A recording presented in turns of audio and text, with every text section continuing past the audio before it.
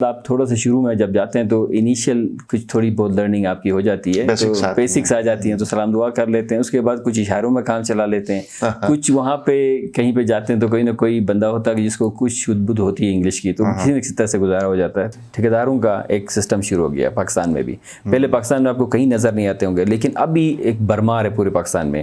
Development contractors اس سے کئی گنا زیادہ قیمت پہ یہ کام کرتے ہیں جو کہ انجوز کرتی ہوتی تھی، لیکن اس میں تھوڑا سا ایک ایلیمنٹ ہے ٹرسٹ کا اور ایلیمنٹ ہے اکاؤنٹیبلٹی کا۔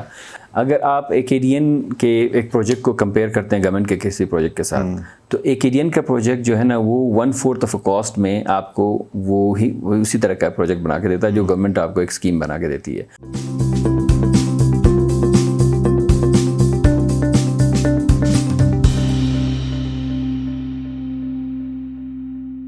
السلام علیکم، آپ دیکھ رہے ہیں IMN، میں ہوں شبیر میر۔ ناظرین، پروگرام روبرو میں میرے مہمان عزیز اللہ بیگ، گلگت بلتستان سے تعلق ہے، لیکن آج کل کرغزستان میں بشکیک کے مقام پر جاب کرتے ہیں۔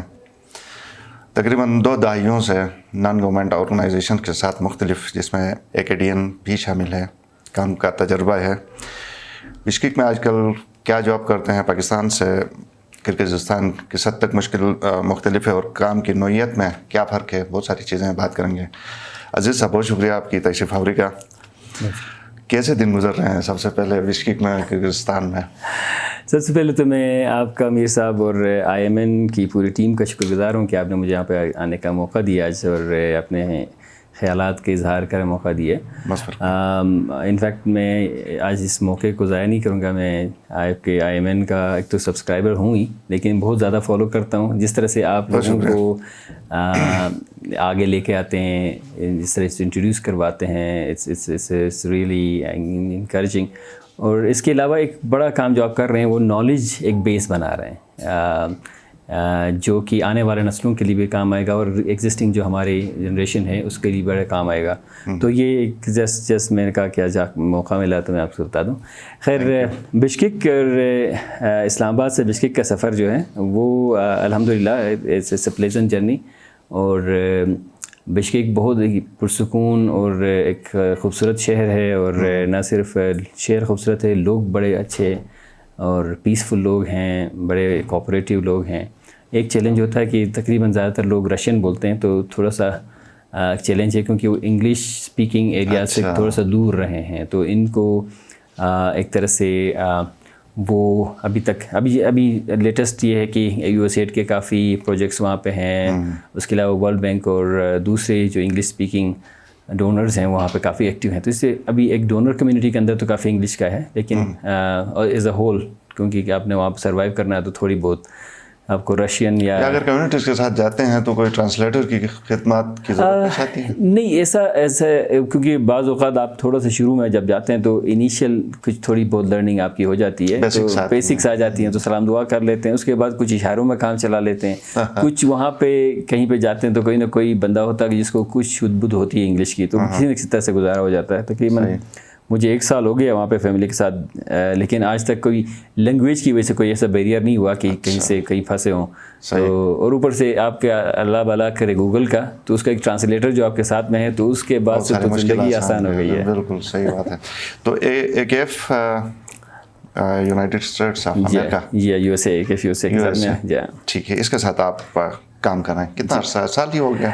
ابھی مجھے AKF USA جوائن کیا 2 سال ہوئے۔ اس سے پہلے میں پاکستان میں یہیں پہ تھا، تو اس سے پہلے بھی ایکیڈین کے ساتھ میں کافی عرصہ کام کرتا رہا ہوں، لیکن اس سے پہلے میں USAID کے ایک پروجیکٹ کے ساتھ ایز ڈائریکٹر کام کر رہا تھا، تو یہاں سے پھر ایک ملٹی کنٹری اپورچونیٹی تھی۔ تو میں لینگویج بیریئر کے علاوہ، جیسے آپ نے کہا ویسے کہ بڑا سموتھلی وہاں پہ کام بھی ہو سکتا ہے، انوائرمنٹ بھی ہے، تو پاکستان کے ساتھ تو کوئی کمپیریزن میرے خیال میں بنتا ہے؟ پاکستان سے کمپیریزن اس طرح سے بن رہا ہے کہ چونکہ سبھی یہ لوگ سارے کے سارے ڈیولپنگ کنٹریز ہیں، تو یہاں پہ ڈونر لیڈ ڈیولپمنٹ کافی حد تک ہے۔ وہاں پہ بھی یہی چیلنج ہے کہ آپ کے ڈونر کی پریفرنسز جو ہے نا ہمیشہ اولین ہوتی ہیں، کیونکہ ڈونر خیر بعض جگہوں میں تو ڈونر کہ اپنے ہڈن پریفرنسز بھی ہوتی ہیں, لیکن بعض جگہوں میں ڈونر اپنا جو بھی پروگرام لے کے آتا ہے وہ ریسرچ بیسڈ ہوتا ہے اور ریجنز پہ ہوتا ہے. جب یہ سینٹرل ایشیا کا جو پورا ریجن ہے اس میں تقریباً کوئی 5-6 ملک ایسے ہیں جہاں پہ ڈونر پروجیکٹس ایکٹیولی چل رہی ہیں, تو ان کی وجہ سے وہاں پہ کافی حد تک آج کل بہتری کی طرف جا رہا ہے, کیونکہ جب یہ اسٹیٹس الگ ہوئے تھے USSR سے تو اس وقت ان کی حالت بہت زیادہ خراب تھی, اسپیشلی جو پاکستان اور افغانستان کے ساتھ لگے جو کنٹریز ہیں, تاجکستان ہو گیا, کرغزستان ہو گیا, ان میں کافی حد تک غربت تھی. تو اب تھوڑی ایک طرح سے بہتری آ رہی ہے. باقی یہ کہ پاکستان معاشی طور پہ میرے خیال سے بہتر ہے ان سے, جہاں پہ اکنامک اپورچونیٹیز بہت زیادہ پاکستان کے اندر, وہاں پہ نہیں ہے. تو ان کے زیادہ تر لوگ رشیا میں جا کے, ماسکو میں اب ہر گھر سے تقریباً 1-8 بندہ جو ہے نا رشیا میں جا کے جاب کرتا ہے, وہاں سے جو ان کی انکم آتی ہے وہ اس پہ ان کے گھر چلتے ہیں. صحیح.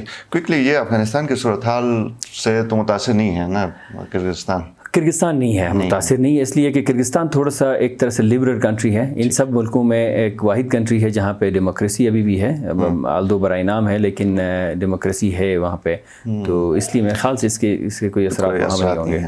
آپ کے ایکسپیرینس سے فائدہ اٹھاتے ہوئے تھوڑا سا ناظرین کے لیے, جو M&E کا ایک کمپوننٹ ہوتا ہے کسی بھی پروجیکٹ کے اندر, NGOs کے اوپر زیادہ فوکس اس کے اوپر ہوتا ہے, کتنا امپورٹنٹ ہوتا ہے آپ کے خیال میں M&E, monitoring and evaluation? Government کے اوپر ہم بات میں آئیں گے, کیونکہ گورنمنٹ میں ہمیں لگتا ہے کہ اس کا بڑا فقدان ہے.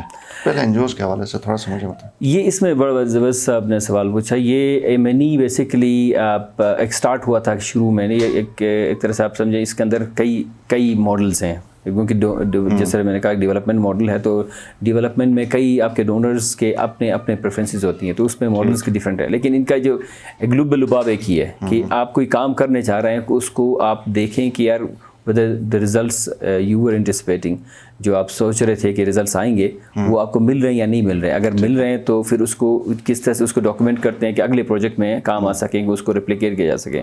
اگر نہیں مل رہے تو پھر آپ کیسے اپنا کورس کریکٹ کریں گے کہ تاکہ چیزیں. تو اس کے لیے سب سے پہلا کمپوننٹ ہوتا ہے کہ آپ اپنے لیے ایک رزلٹ تو سب سے پہلے سے سیٹ کر رہے ہیں, کیونکہ رزلٹ کو اگر آپ سادہ زبان میں کہیں تو چینج, تبدیلی ایک اسٹیٹ سے دوسرے اسٹیٹ میں جانا. تو اس میں سب سے پہلا کام ہوتا ہے کہ آپ اپنے لیے رزلٹ طے کرتے ہیں, اور رزلٹ بیس ہوتا ہے آپ کے کسی پرابلم کو لے کے, کیونکہ کوئی بھی پروجیکٹ سٹارٹ کرتے ہیں تو آپ ایک پرابلم کو لے کے, ایک ایشو ہے اس کو حل کرنے کے لیے, تو اس ایشو کے ایک طرح سے ہے اور نہیں ہے, میں یہ ایک سمپل اگر ڈیفینیشن اگر آپ دیکھیں تو اس کو رزلٹ کہتے ہیں. اب اس کے لیے کئی آپ کے لیولز ہیں. اب یہ کئی اور جو ہمارے ایریاز ہیں ان کی طرح یہ بھی ایک طرح سے ایمرج ہوتا جا رہا ہے. یہ سٹارٹ ہوا تھا M&E سے, جس کو مانیٹرنگ اینڈ ایویلویشن کہتے ہیں. اس کے بعد MER بیچ میں ریسرچ آ گیا, ساتھ میں شامل ہو گیا. پھر MERL کا جو علاقہ ہے وہ لرننگ کے لیے ہے, تو MERL بن گیا. اب لیٹسٹ جو ہے اس کے اندر ایڈیشن ہے A کا, MERLA, مطلب آخری A جو ہے وہ اڈیپٹیشن ہے. مانیٹرنگ کرنا ہے سب سے پہلے آپ نے, مانیٹرنگ کرنے کے بعد اس کو monitoring throughout the programme life ہوتی ہے کہ کسی طرح سے یہ چل رہا ہے, اس کو آپ صحیح طرح سے ایویلویٹ کرتے ہیں پیریوڈیکلی, یا بیچ میں کرتے ہیں یا اینڈ میں کرتے ہیں. بعض اوقات پروگرام کے کمپلیٹ ہونے کے 5-6 سال 10 سال بعد بھی کرتے ہیں, نیچر پروگرام کے اوپر ہوتا ہے. اس کے بعد آپ کی جو لرننگ ہے وہ بھی ساتھ ساتھ چلتا جاتا ہے, کہ لرننگ آپ کے بیچ میں سے سکسیس سٹوریز آپ نکالتے ہیں کہ کسی طرح سے آپ کی کوئی اچھا کام ہوا ہے تو اس کو کہیں اور ریپلیکیٹ کرنا چاہیں تو لرننگ کا. اب اڈیپٹیشن جو ہے یہ لازمی ہے, کیونکہ لرننگ کو رکھ کے صرف آپ کسی الماری میں یا کمپیوٹر کے کسی ہارڈ ڈرائیو میں لرننگ کو رکھنا تو کوئی تک نہیں بنتا کہ اس کو وہاں رکھ کے اس کو اڈیپٹ کیسے کرتے ہیں. اس کی وجہ سے جیسے اگر آپ کی لرننگ ہوئی کہ آپ پروگرام آپ کا ٹھیک نہیں جا رہا تو اس کو کیسے اپنے آپ پروگرام کو اڈاپٹ کریں گے. تو یہ ایک لیٹسٹ اس کے اندر ایڈیشن ہے. تو یہ اس کے بغیر میرے خیال سے کسی بھی پروگرام کو چلانا ایسا ہی ہے کہ جیسے آپ پیسے خرچ کر رہے ہیں. مطلب انشور کرنا کہ 5 سال کا 4 سال کا جتنے بھی ٹائم پیریڈ کا پروجیکٹ ہو وہ جو گولز ہوتے ہیں جو آبجیکٹیو ہوتا ہے پوری طرح اچیو ہوں.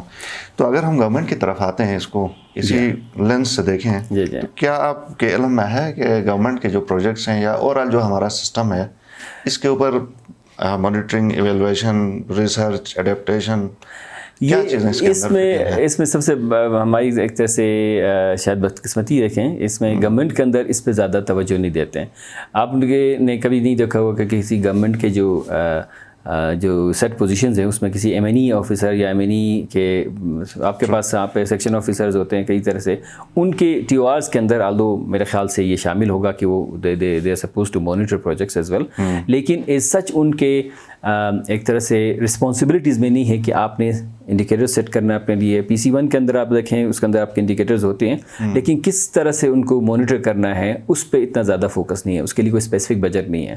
اب تو ایسا بھی ہوا کہ کئی پروجیکٹس میں، بڑے جو پروجیکٹس ہیں ان میں 25% تک مانیٹرنگ اینڈ ایویلویشن کا بجٹ رکھا جاتا ہے. کہ مطلب جو بڑے ڈونر ہیں وہ اول تو کوشش کرتے ہیں کہ ڈونر اس ایریا کو اپنے پاس رکھتے ہیں کہ یہ خود سے کریں، لیکن کیونکہ سیکیورٹی ریزنس کی وجہ سے وہ نہیں کر سکتے، تو پھر دو طریقے اب چل رہے ہیں. ایک تو آپ کے آرگنائزیشن کے اپنے سیٹ اپ کے اندر ایم این ای کا ایک پورا یونٹ رکھا جاتا ہے.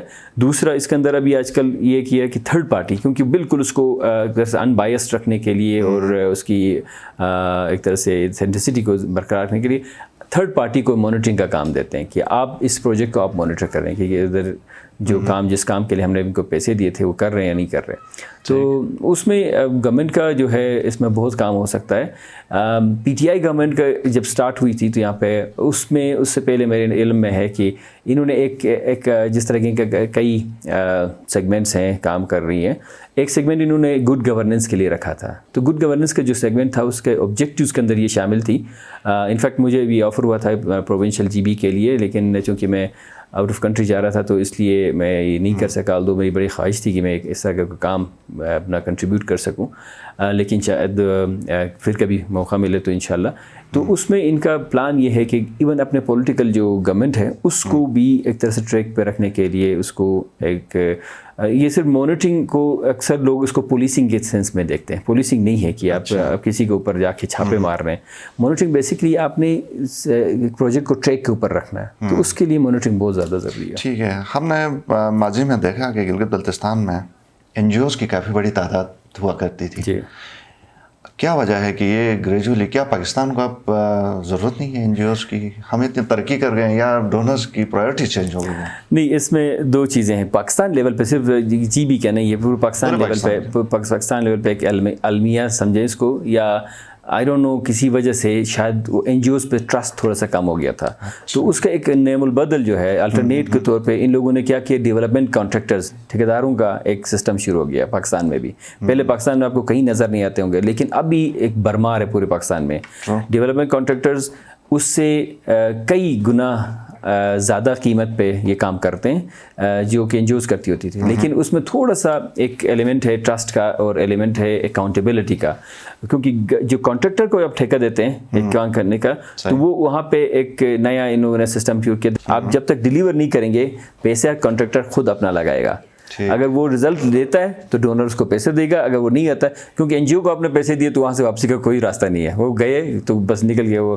تو شاید اس میں ہماری اپنی غلطی بھی ہے. کچھ N G Os, fake N G Os یہاں بنی جنہوں نے کافی اس نام این جی او کا جو نام ہے اس کو بھی کافی داغدار کیا، جس کی وجہ سے ڈونر پہ ٹرسٹ کا ایک ایلیمنٹ ہو گیا. تو اب وہ سارے کے سارے، اب جیسے پاکستان میں دیکھیں ڈی اے آئی ہے، اسی طرح سے ایون کینیڈا بیس کو واٹر جن کے ساتھ میں کام کر چکا ہوں، یہ انہیں اداروں کا نام بتا رہا ہوں.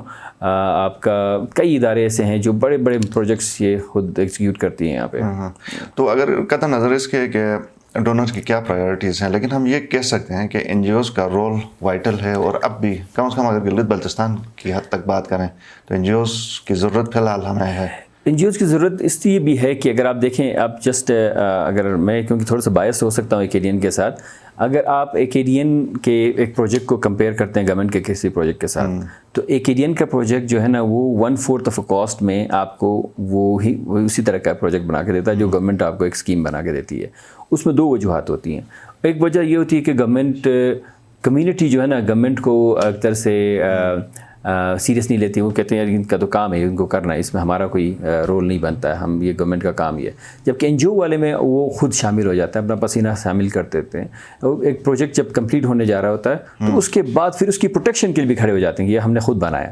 اچھا، تو یہ ابھی ایک انتہائی خوشائن بات جو ہے وہ یہ ہے کہ डेवलपमेंट और सेक्टर और गवर्नमेंट जो मिल के काम कर रहा है पार्टनरशिप्स के अंदर, एक आपने टर्म सुना होगा पब्लिक प्राइवेट पार्टनरशिप्स का, जी जी, वो कुछ जगहों में बड़ा कामयाब गया, कुछ जगहों में उसको फिर गवर्नमेंट ने भी, जहाँ अगर गवर्नमेंट करप्ट हो तो वो आपको पता है पब्लिक प्राइवेट पार्टनरशिप का मतलब क्या बन सकता है, लेकिन जहाँ गवर्नमेंट थोड़ी सिंसियर हो तो वहाँ पे इसके बड़े अच्छे असरात जा सकते हैं।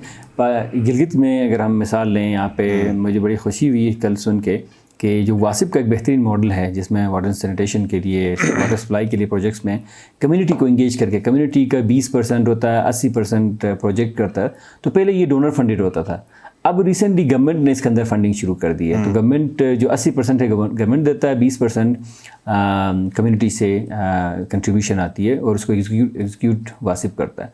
तो इस तरह के कई और इनिशिएटिव्स हो सकते हैं जो जिनके माजी में अच्छे रिजल्ट्स आएँ, गवर्नमेंट अपना कुछ शेयर उसके अंदर डाल दे। तो गवर्नमेंट का एक तो मैं पहले ही बता चुका हूँ कि जो प्रोजेक्ट गवर्नमेंट करता है और जो प्रोजेक्ट कम्युनिटी के ज़रिए से होता है उसके अंदर दो बड़े फ़ायदे होते हैं। एक तो उनका कॉस्ट कम हो जाता है, दूसरा उसके बाद उसकी जो मेंटेनेंस का है वो एक उसके लिए बहुत ज़बरदस्त किस्म का एक कम्युनिटी, क्योंकि उनका अपना खून पसीना उसके अंदर लगा रहता है। तो जहाँ पे मसला हो तो वो खड़े हो जाते हैं वहाँ पे जाकर उसको रिपेयर करने के लिए, मेंटेन करने के लिए। सही, वक्त थोड़ा सा महदूद है, मैं चाहूँगा कि ये आखिरी सवाल, गिलगित बल्तिस्तान में अगर हम देखें कि कम बेश 3 दहाइयों से NGOs काम कर रही हैं, चौथी दहाई के पता नहीं किधर हम हैं, तो क्या तब्दीलियाँ NGOs के थ्रू गिलगित बल्तिस्तान में या क्या बेहतरी आई है, कोई आप गेस कर सकते हैं? इसमें दो बड़ी, स्पेशली अगर मैं क्योंकि काफ़ी अर्से में एकेडियन के साथ रहा हूँ तो मैं एकेडियन के बता दूँ कि ज़्यादा रोल एकेडियन का है। ज़्यादा इसमें एकेडियन का एक रोल, अक्सर लोग मुझसे सवाल पूछते हैं एकेडियन ने क्या किया है। सही, तो उसका मैं यही जवाब देता हूँ कि आपके पास कई रिसोर्सेज हैं, जैसे अब KKH फॉर एग्जांपल एक बड़ा रिसोर्स 1976 के बाद से था, लेकिन अगर आपका KKH तक रसाई नहीं है तो वो KKH तो जाता रहेगा, वहाँ से सदियों तक जाता रहेगा, आपका किसी काम का नहीं है। तो एकेडियन के या KSP ने क्या किया, वो लिंक रोड्स डेवलप कराना शुरू कर दिया, उसके बाद फिर गवर्नमेंट ने भी टेक ओवर किया उसको और उस तरह से आगे चलता रहा। इसी तरह दरियाई सिंध सदियों से यहाँ से गुजर रहा है, उससे आपके घर के अंदर ये एक बड़ा मशहूर लतीफ़ा भी हो जाएगा जो यासीन किसी ने कहा था कि हुंजा अगर इल्म का शहर बन जाएगा तो यासीन के लिए क्या फ़ायदा। तो वो बड़ा मशहूर लतीफ़ा है, लेकिन ये दरिया यासीन यहाँ से गुजर रहा था, यासीन क्या बन जाएगा? तो उसमें दरिया यासीन से यासीन में क्या फ़ायदा होगा, या किसी ऐसी जगह में पहाड़ के चोटी पे आप बैठे हो, आपका किसी तो जब तक वो चैनल्स नहीं बनवाए तब तक किसी तरह से। और तीसरा बड़ा काम ये किया कि नई वैरायटीज़ ऑफ जो एग्रीकल्चर इनपुट्स लेकर आ गए, जिसमें सीड हो गया, आपके मशीनरी हो गए, इससे एक इनकलाब आ गया।